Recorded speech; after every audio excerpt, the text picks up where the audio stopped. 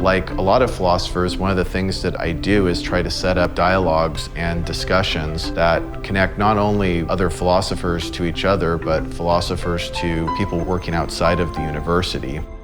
My name is Kyle Whyte. I'm an associate professor of philosophy and hold the Timnick Chair in the Humanities at MSU.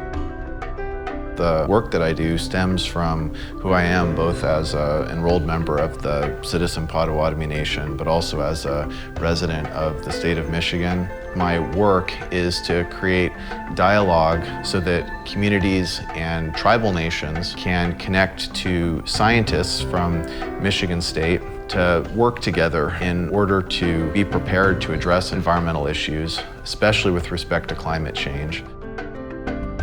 Climate change poses a number of issues that tribes need to address.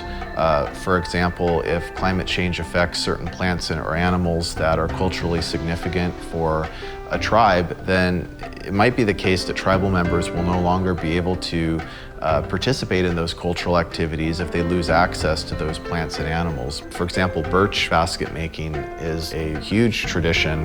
Birch trees are probably going to be harder to find due to climate change.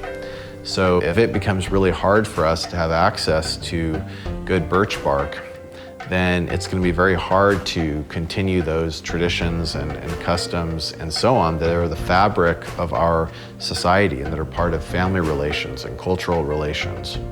So people who oftentimes don't initially share the same values, who have different experiences, who have different ways of looking at the world, and who have different knowledges. The importance of endowment funds, whether it's for research or teaching, especially in the case with the Timnick Chair in the Humanities, because Michigan State is committed to connecting faculty with communities, that it's actually allowed me to fulfill my goal. And it's been really powerful for me to see a lot of scientists then really see how their work can impact this ongoing story of how our tribal nations are rebuilding themselves and are taking leadership on some of the key environmental and climate change issues that affect all of us today.